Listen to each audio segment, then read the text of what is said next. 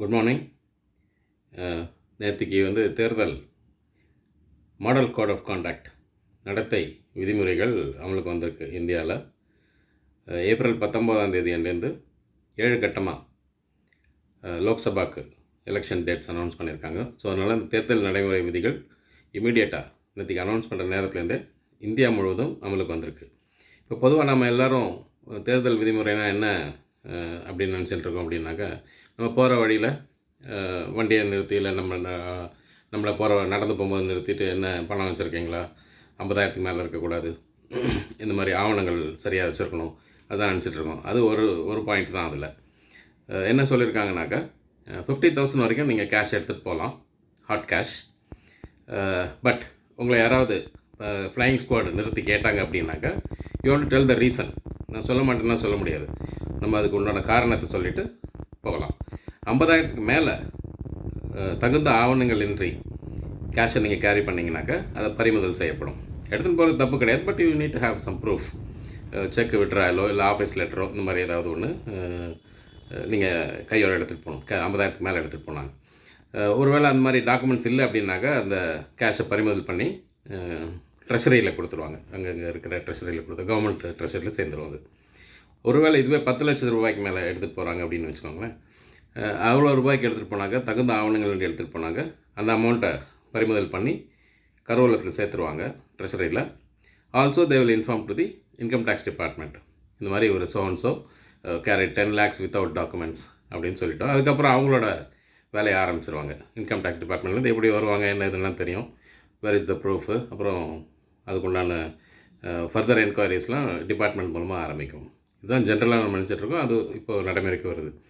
இந்த தேர்தல் விதிமுறைகள் பார்த்திங்கன்னா 1962 ஃபஸ்ட்டு கேரளா அசம்பிளியில் தான் ஆரம்பிச்சிது.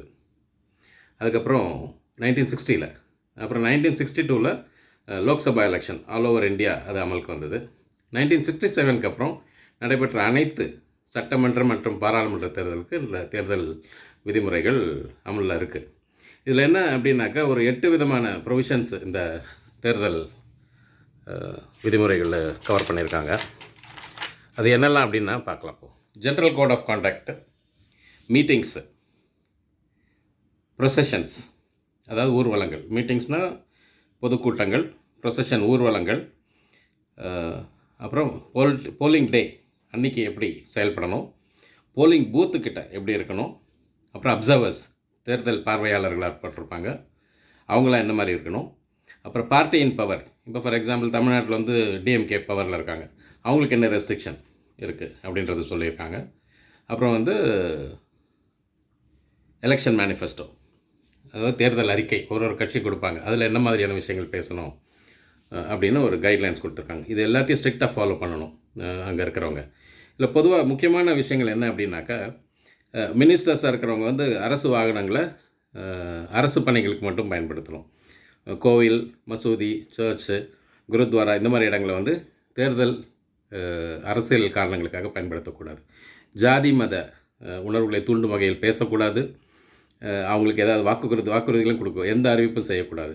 அதேமாதிரி ஆளுங்கட்சியில் இருக்கிறவங்க எந்த விதமான திறப்பு விழாக்களோ இல்லை அடிக்கல் நாட்டு விழாவோ புதிய திட்டங்களோ அறிவிக்கக்கூடாது. இதெல்லாம் ஜென்ரலாக எல்லா கட்சிகளுக்கும் சொல்லக்கூடிய ஒரு செயலாக அதில் பார்க்கப்படுது.